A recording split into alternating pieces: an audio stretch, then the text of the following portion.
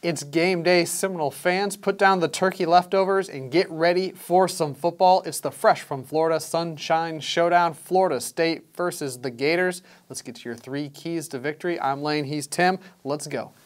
Get after the quarterback. Key number 1. Felipe Franks has been a little dodgy in the pocket this year. Florida State recently has looked a little bit better putting pressure on the quarterback. Could be a big key.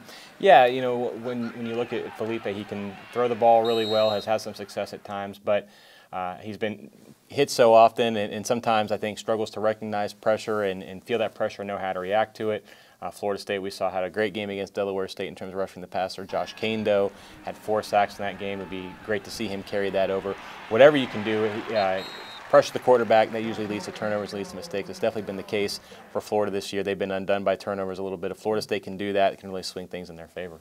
Key number 2, run the football. A, Florida State has seen their greatest success running the ball, and B, Florida's run defense is not as good as it's been in past years. There are opportunities to run the ball on them. Yeah, still a stout front 7, but I think you worry a little bit more about them in the passing game, the running game, and then as we've established, the strength of Florida State's offense really is in the running game. And one thing to keep an eye on, both Jacquez Patrick and Cam Maker, Florida State's sort of 2-headed monster running back, but those guys had pretty light days at the office against Delaware State. Limited touches, limited carries, just enough to kind of keep them in rhythm, but not enough to add any wear and tear. So they should have some pretty fresh legs going down to Gainesville. Could be a good thing for FSU.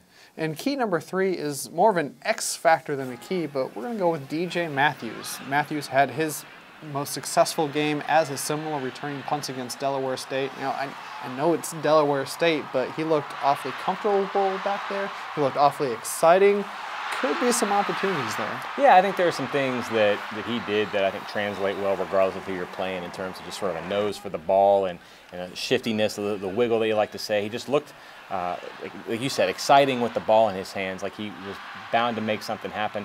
If those kick coverage guys can give him just enough time to get the ball and take a step, not just call for fair catch every time, that could be something that really, like you said, it kind of turns into an X factor, something we haven't seen from Florida State, consistently since Greg Reed was in town as far as a dangerous kick returner. That just any type of element that adds to your offense or your field position certainly is a good thing, especially in a game like this where I think we expect it to be fairly close. There you have it, Seminole fans, your 3 keys to victory in the Fresh from Florida Sunshine Showdown. Of course, we'll have everything you need after the game. Tim will have his analysis, and we'll have highlights and player and Coach Jimbo Fisher reaction as well. For Tim, I'm Lane. Let's go Noles.